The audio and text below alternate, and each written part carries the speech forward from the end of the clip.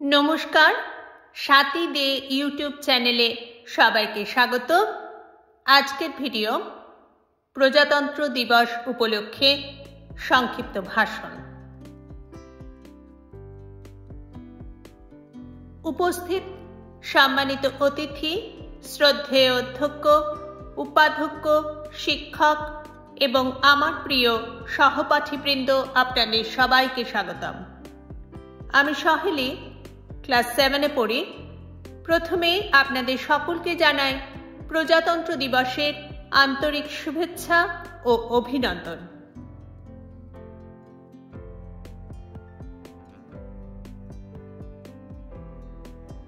আজ 26শে জানুয়ারি এবং আমরা আমাদের দেশের ৭৬তম প্রজাতন্ত্র দিবস উদযাপন করছি। 1950 সালের এই দিনে ভারতীয় সংবিধান কার্যকরী হয়। সেই থেকে আমরা 26শে জানুয়ারি ভারতের প্রজাতন্ত্র দিবস হিসাবে পালন করি।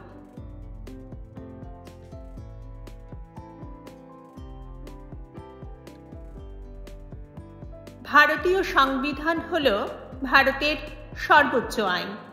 এটি আমাদের মৌলিক অধিকার, নির্দেশমূলক নীতি এবং কর্তব্যও দেয়। এই সংবিধানের মুখ্য রচয়িতা ছিলেন ডক্টর বি.আর. আম্বেদকর।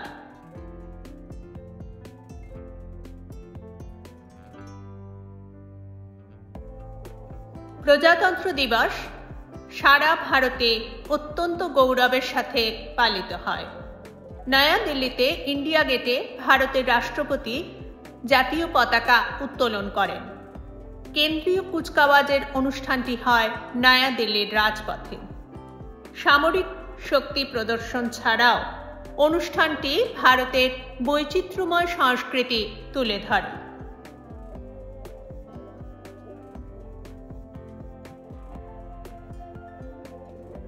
প্রজাতন্ত্র দিবস আমাদের ভগৎ সিং, নেতাজি সুভাষচন্দ্র বসু, লালা লাজপত রায়, গান্ধীজির মতো মহান স্বাধীনতা সংগ্রামীদের আত্মত্যাগের কথা স্মরণ করিয়ে দেয়। তারা আমাদের স্বাধীনতার জন্য লড়াই করেছিলেন, যাতে আমরা একটি গণতান্ত্রিক দেশে স্বাধীনভাবে বসবাস করতে পারি।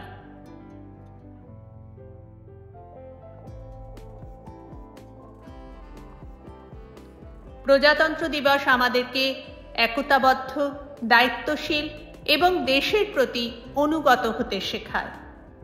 আমাদের সংবিধানকে সম্মান করতে হবে এবং ভারতকে একটি শক্তিশালী ও উন্নত জাতি হিসেবে গড়ে তুলতে কঠোর পরিশ্রম করতে হবে।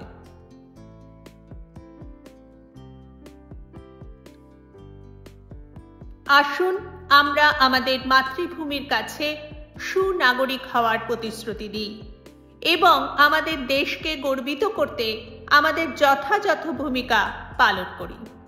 জয় হিন্দ, জয় ভারত।